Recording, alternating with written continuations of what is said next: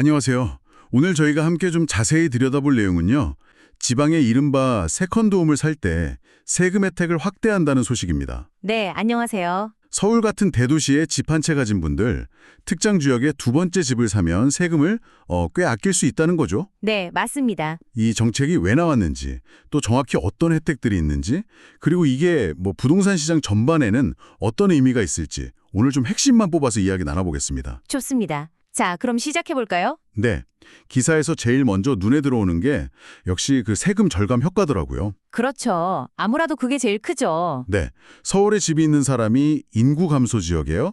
시세 12억짜리 집. 이게 공시 가격 기준으로는 한 8억 5천만 원 정도 되는 모양인데 네, 그 정도 되죠. 이런 집을 추가로 사면 재산세랑 종합부동산세 이걸 합쳐서 연간 700만 원 이상 아낄 수 있다. 와, 이거 꽤 솔깃한데요. 네, 연 700이면 뭐 적은 돈은 아니니까요. 정부가 이렇게 좀 파격적인 혜택을 내건 데는 이유가 있겠죠. 어떤 배경이 있을까요? 아무래도 그 침체된 지방 건설 경기를 좀 살리고 또 수도권하고 지역 간 불균형 문제, 이걸 좀 해소해 보려는 그런 의도가 깔려 있다고 봐야겠죠. 아, 지방 경기 부양. 네. 그리고 인구 감소 문제도 심각하니까 이것도 좀 대응하고 뭐 내년에 또 지방선거가 있으니까 지역 민심을 좀 달래려는 그런 정치적인 고려도 전혀 없다고는 할 수 없을 겁니다. 그렇군요. 그럼 구체적으로 뭐가 달라진 건가요? 일단 혜택 주는 지역이 늘었다고요. 었는데요. 네. 여기에 더해서 이제 강릉이나 익산, 경주, 사천 이런 곳들 인구 감소 관심 지역이라고 부르는데 이 중 9곳이 추가됐어요. 아, 관심 지역까지? 네, 그래서 총 89곳이 된 거죠. 근데 수도권이랑 광역시는 제외되고요. 그렇군요. 그리고 더 중요한 건 이 혜택을 받을 수 있는 주택 기준이 확 높아졌다는 겁니다. 기준이요? 얼마나 높아졌는데요? 그 양도세나 종부세, 재산세 같은 보유세 관련해서 특례 대상 주택 기준이요. 원래 공시 가격 4억 원이었거든요. 네, 4억. 이게 9억 원으로 2배 이상 뛴 거죠. 아, 9억이면 네, 그리고 집 살 때 내는 취득세 감면 기준도 취득가액 기준으로 원래 3억 원이었는데 이게 12억 원으로 대폭 올랐습니다. 최대 절반까지 감면해주고요. 취득가액 12억까지요? 네, 그러니까 사실상 해당 지역 웬만한 지택들은 이제 거의 다 이 혜택 범위 안에 들어온다고 볼 수 있는 거죠. 이야, 공시가 9억, 취득가 12억이면 진짜 파격적이네요. 웬만한 지방집들은 거의 다 해당되겠는데요? 근데 조건 같은 건 없나요? 아, 당연히 있죠. 중요한 조건인데요.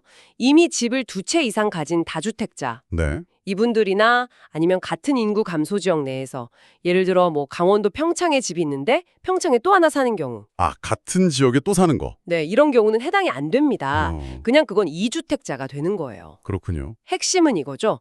1주택자가 추가로 다른 특정 지역에 두 번째 집을 사는 경우 이때 혜택을 준다는 겁니다. 아하, 명확하네요. 1주택자가 다른 지역의 두 번째 집. 오케이. 네.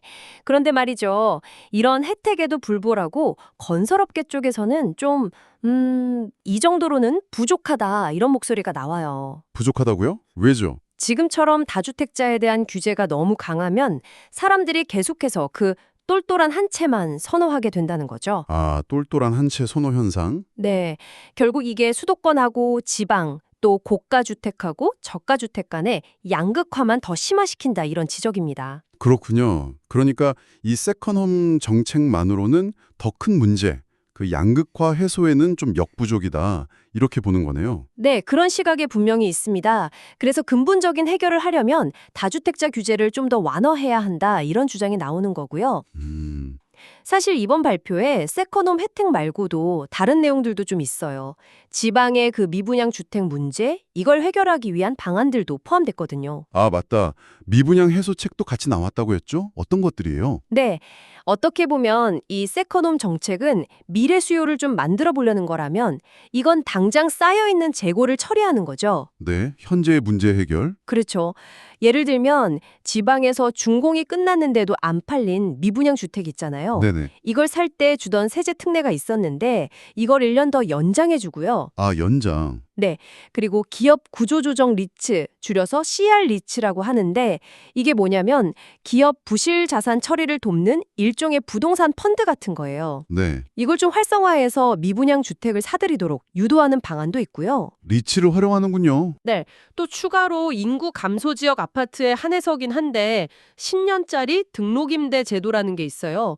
집주인이 임대 사업자로 등록하고 세금 혜택 받는 대신에 임대료 인상 제한 같은 의무를 지는 거예요. 이걸 한시적으로 다시 부활시키고 또 LH, 그러니까 한국토지주택공사가 미분양 주택 매입 물량도 좀 더 늘리기로 했습니다. 아, 정말 여러 가지 방안이 같이 나왔네요. 네, 좀 패키지처럼 나온 거죠. 자, 그럼 정리를 좀 해보면요. 정부가 특정 지역의 두 번째 집, 즉 세컨드홈 구매를 유도하려고 세금 혜택을 대폭 늘렸다. 이게 하나고, 네, 맞습니다. 동시에 기존에 쌓여있는 미분양 주택 문제를 해결하기 위해서 뭐 세제 특례 연장, CR 리츠 활성화, 등록임대 한시 부활, LH 매입 확대 같은 여러 보완책도 같이 내놓았다. 정확합니다. 목표는 역시 침체된 지방경제 활성화 이거고요. 네, 그게 가장 탄 목표겠죠. 자, 그런데 여기서 우리가 한번 생각해볼 지점이 있는 것 같습니다. 어떤 걸까요? 과연 이 세컨드홈 활성화 정책이 그 근본적인 문제를, 그러니까 지역 소멸 위기라던가 아니면 점점 심해지는 주택시장 양극화 문제, 이걸 해소하는 데 얼마나 실효성이 있을까 하는 점이죠. 네, 그게 핵심 질문이 될 수 있겠네요. 아까 건설업계 지적처럼 더 광범위한 규제 완화라는 큰 그림 없이 이 정책 하나만으로 정말 의미 있는 변화를 만들 수 있을지.